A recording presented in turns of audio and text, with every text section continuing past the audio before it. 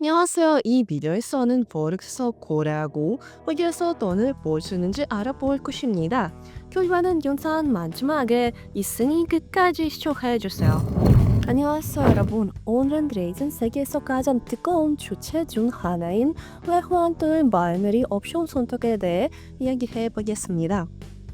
이 두 상품은 모두 돈을 벌 수 있는 독특한 기회를 제공하지만 고유한 특성용 및 전략도 있습니다.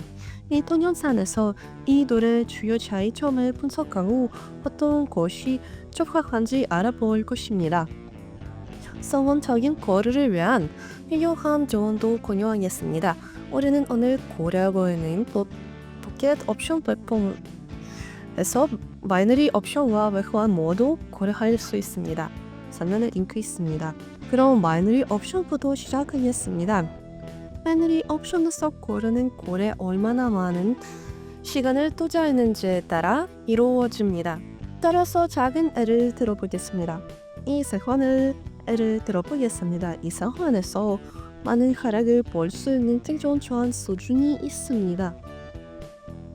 이 모든 것은 이 수준이 강하고 여기에서 하락할 가능성이 높다는 것을 줍니다. 1분 25달러 하락을 합니다. 1분은 만기 시간이며 1분 동안 가격이 진입점보다 낮으면 수익을 얻게 됩니다. 반면 가격이 진입점보다 높으면 25달러를 잃게 됩니다. 80% 지불금을 받게 되니 순이익은 20달러가 됩니다. 여기서 지금 지급금은 고정되어 있으면 변경될 수 있지만 이는 비교적 드문 경우입니다. 평균적으로 마이너리 옵션의 지불금은 70%에서 92%까지 다양합니다. 따라서 거래는 완료될 때까지 3초가 남았고 확실한 플러스를 낼 것이라고 생각합니다. 순이익이 20달러가 말씀했듯이 우리는 볼 수 있었고 잔액이 이미 120달러입니다. 제 마이너리 옵션 거래에서 볼 수 있듯이 우리의 임무는 잡고 단기적인 움직임을 부착하는 것입니다. 실제로 거래를 한 번 더 열고 외환으로 넘어가겠습니다.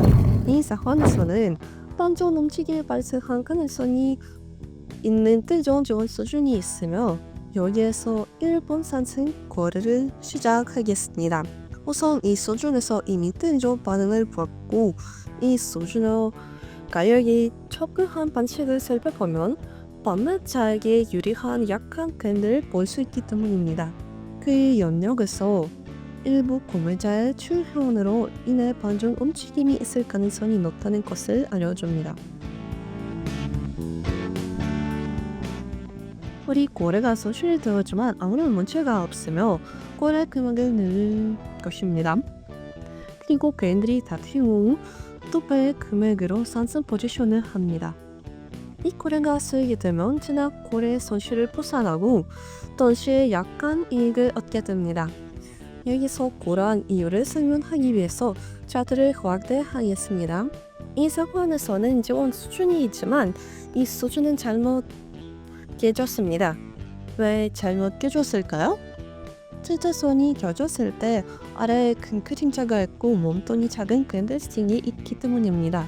이 캔들스틱은 매도자의 약세를 보여주며 가격이 상승 시기의 매수자가 있다는 것을 의미합니다.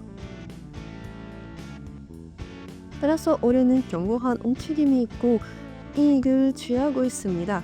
보다시피 두 번의 거래로 인 금액을 40%를 순이익으로 얻을 수 있었습니다. 이것은 준 결과입니다. 마이너리 옵션 거래는 매우 간단합니다. 이제 외환으로 넘어가 보겠습니다. 여러분 전략을 많이 하기 어렵다면 제 텔레그램을 구독하는 것이 좋습니다.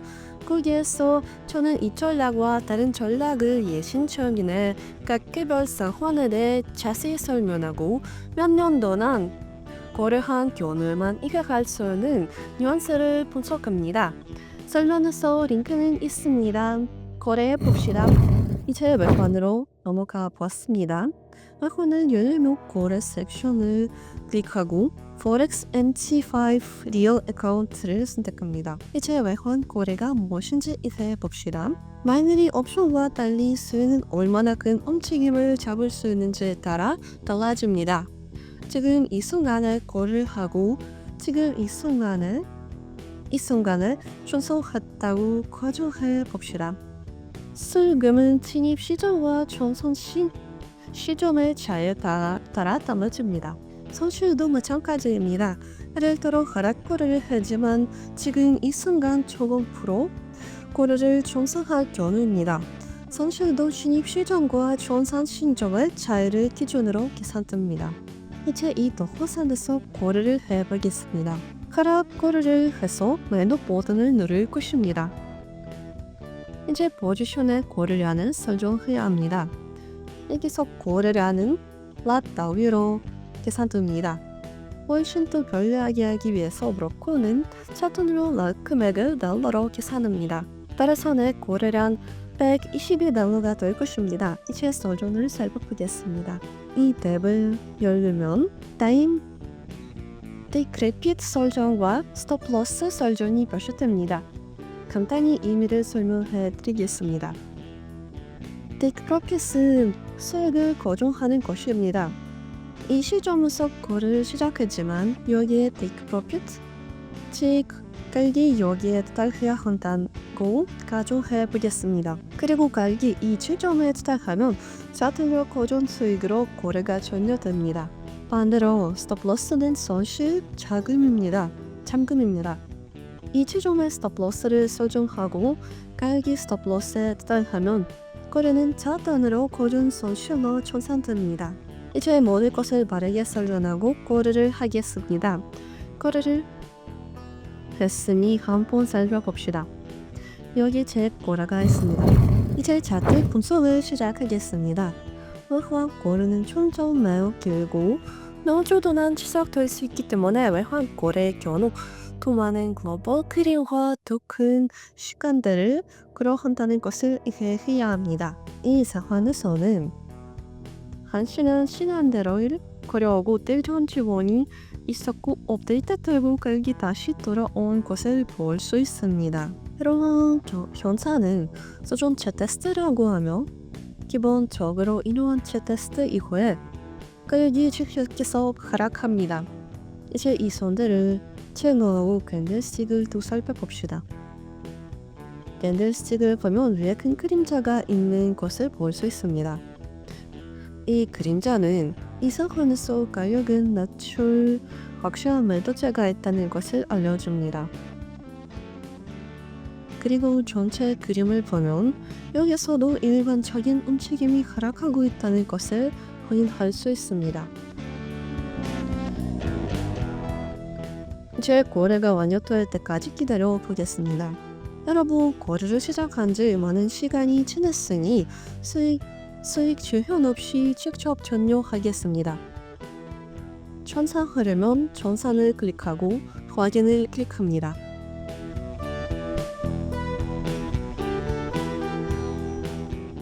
그러면 거래가 자동으로 전산됩니다. 따라서 이 거래에서 25달러의 수익을 얻었습니다. 우리가 포착한 움직임을 살펴봅시다. 이 그들이 현선될 무렵에 진입했고 그 결과 이 고점을 근신하는 움직임을 포착할 수 있었습니다. 솔직히 말해서 좋은 결과이며 이 거래를 또 오래 맡겼더라면 또 줄 수도 있었지만 만족합니다. 그렇다면 외환 거래와 마이너리 옵션 거래 중 어느 것이 더 나은지 요약해 보겠습니다. 개인적으로 저는 마이너리 옵션 거래를 더 좋아하는데 단기간에 더 많은 거래를 할 수 있는 기회를 제공하기 때문입니다. 하지만 외환 거래도 과소 평가해서는 안 됩니다. 언제든지 어느 것이 더 하는지 결정하는 것이 여러분에게 달려입니다. 거래 시장이 많지 않지만 최근 안정적인 수익을 원한다면 마이너리 옵션 효과적인 시도를 제공하는 제 텔레그램을 추천합니다. 따라서 오늘 수익을 얻고 싶다면 설명의 링크로 제 텔레그램을 구독하시기 바랍니다. 오늘은 여기까지입니다. 시청해 주셔서 감사합니다. 안녕히 계세요.